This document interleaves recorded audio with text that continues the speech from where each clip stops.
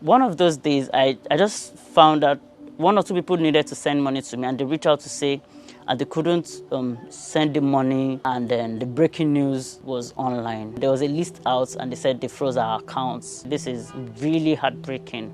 On the 15th of October, my account was frozen by Central Bank. It's been a terrible experience for me for 3 months now. I have to beg people for money.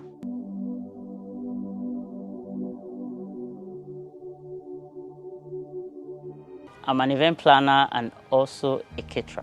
I was on Twitter one evening and I saw pictures of protesters saying that they're taking off canopy off their heads and turned off the lights at Alausa. And I reached out to one or two people that I noticed were at the protest, and if I could bring them breakfast, because I felt that they were stranded and that was the little that I could do.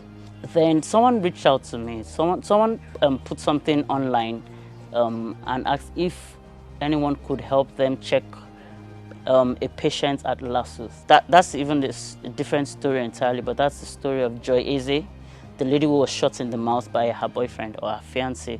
But before then, same friend reached out to me to say, well, why don't we put out this information of you wanting to make food for the protesters at Alausa? So I said, okay, let's just do something. And he did immediately.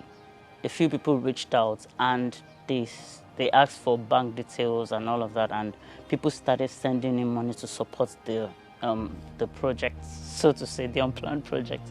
And that's how I got involved in the protest.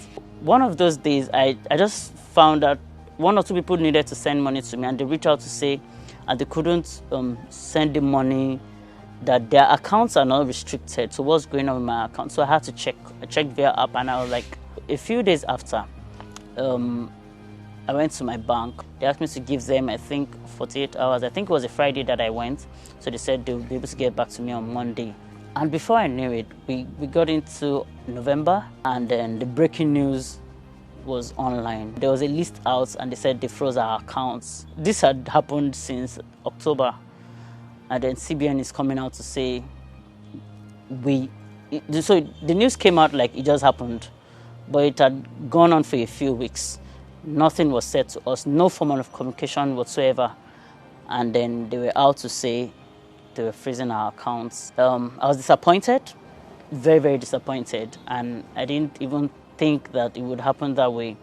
After CBN put out the news of the accounts that they froze, put out the list and all of that, they eventually closed down all my other accounts, which I found very, very interesting. Of course, I know that BVN, linking BVN and all of that would, it wasn't hard for them to do, but that wasn't even the account that I was using for the protest, but they closed everything. I'm a pharmacist in training. I was involved in Endsars protests that happened in Port Harcourt on the 13th of October 2020, Rivers State. I was actually one of the conveners in charge of medicals in Port Harcourt, Endsars protest in Port Harcourt. I was trying to make a debit transaction when I noticed my account had been frozen at about 8 p.m. that day.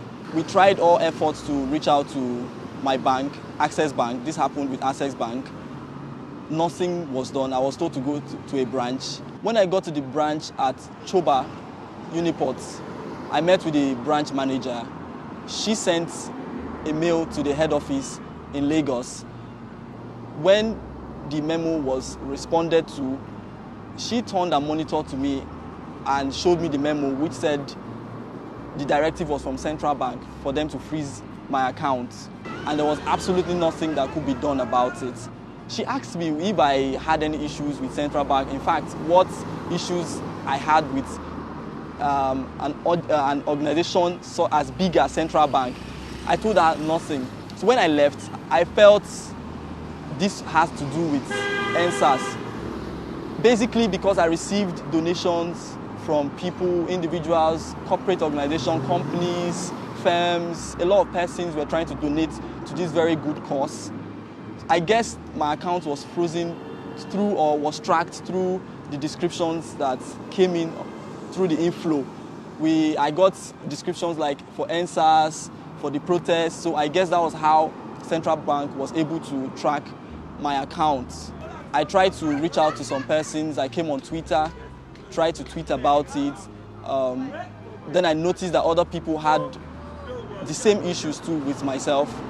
And as a result of the BVN system that was introduced in Nigeria, all my accounts, I have an account with First Bank, I have an account with Access Bank. In fact, my wallets, everything is frozen because they are all linked to my BVN. I mean, everything is all, they're all frozen.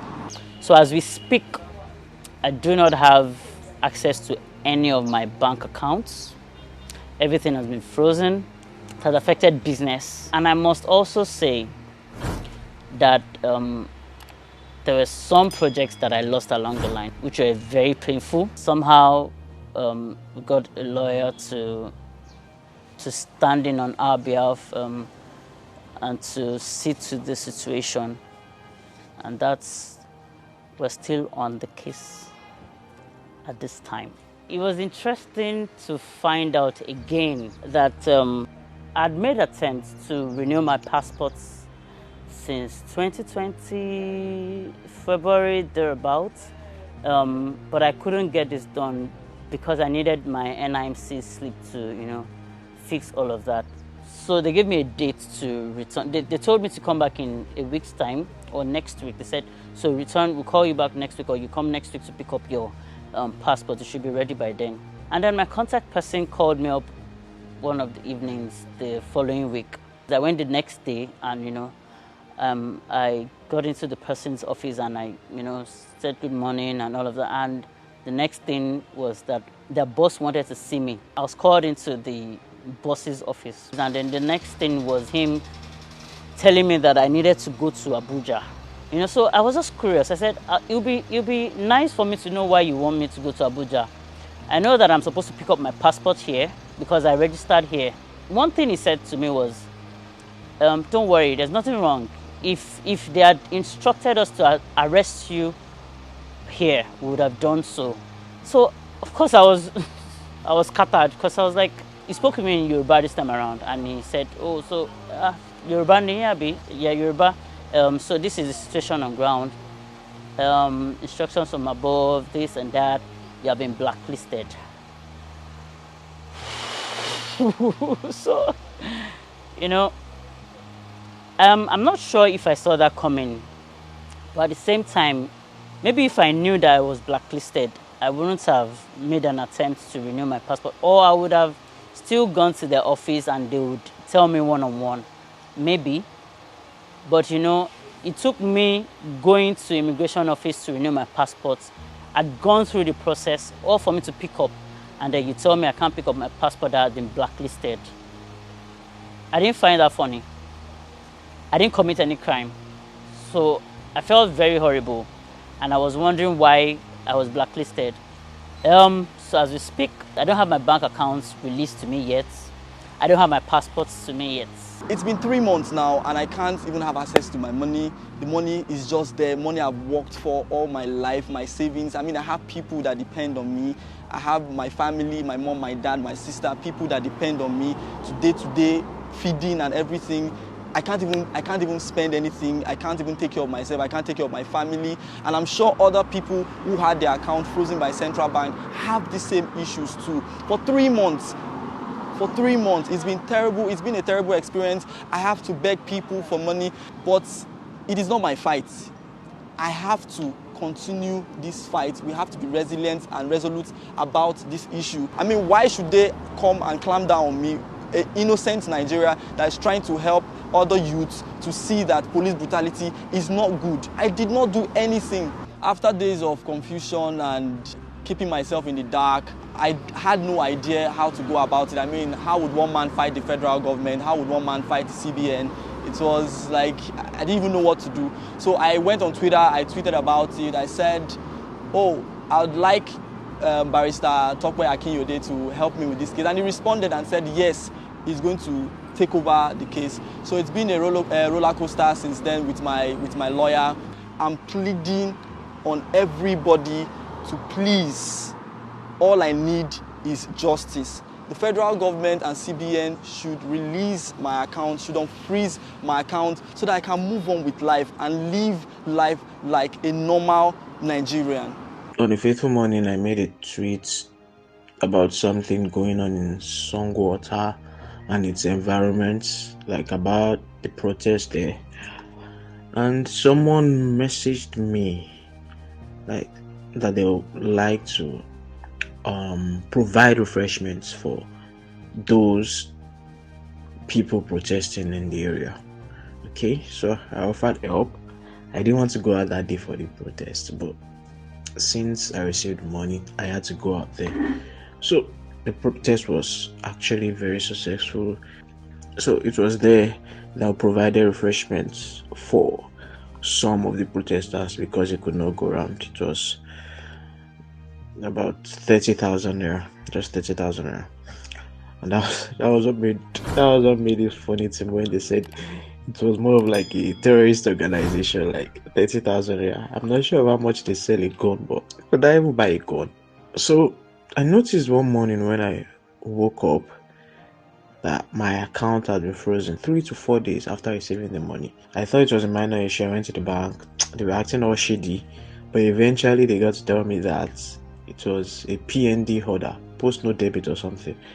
That wasn't my account. So I made further inquiries. They didn't want to open up still until I saw a post made by the central bank with my name included, number 15, Shagun. And since then we've been on it. Made several agitations, but nothing has been done. In fact, they've not addressed the case since then. It's been really hard. In fact, the first 2 months after they froze the account was very, very difficult. I had to rely on friends and families, borrow here and there. It wasn't funny. I felt ill because I was very devastated because it was something I felt I was doing for my country. We did nothing absolutely wrong.